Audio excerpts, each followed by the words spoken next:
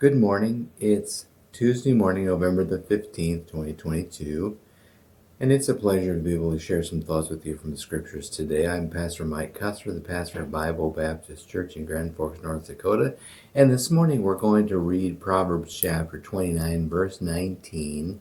Proverbs 29, verse 19 says, "A servant will not be corrected by words, for though he understand, he will not answer."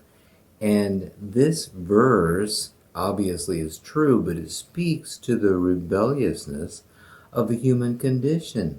He says here, "A servant will not be corrected by words, for though he understand, he will not answer." And the principle here is he's just too stubborn to do it. And we naturally contend with stubbornness in our own heart and our own life.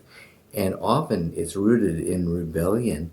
We just don't want to listen. We don't want to hear somebody else's point of view.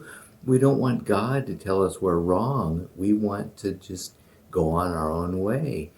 And this will often cause us a lot of harm and a lot of disruption in our daily life because God wants to do some good things in us, but we don't let him because we won't allow him to. We won't listen to him. And the servant who won't be corrected by words, even if he understands, he will not answer, Proverbs 29:19 says. He won't respond, even if he says he gets it, just because of the rebelliousness of the human condition. And every one of us has to deal with the rebellion in our heart.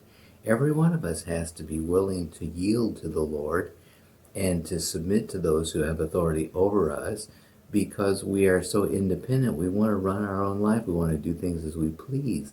And this is not a productive or a helpful condition. We ought to practice instead, we ought to practice submission. Submission to those in authority over us. Submission to God. And that's the best way to go. God always knows what's best. And we ought to listen and give heed to the words of the Lord and talk ourselves into submitting to him. Just realize that's always the wisest course. Just submit to God. Just yield to the Lord. He knows what's best for you, and he'll bring you out the right place. We go way back to Genesis chapter 3, and we realize that this is the response of the human condition. I want what I want. I want to do what's best for me. And Satan knew the type of enticement that Eve would be deceived by. God knows in the day you eat of that fruit, you'll be wise and you'll know the difference between good and evil. He doesn't want you to know that. You're not going to die.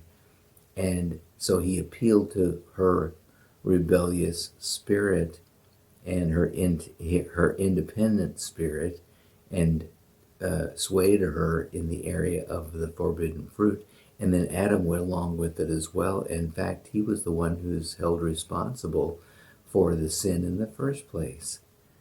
God help us not to give way to that rebellion in us. God help us to submit to him and be willing to listen when he gives us his wonderful words of life.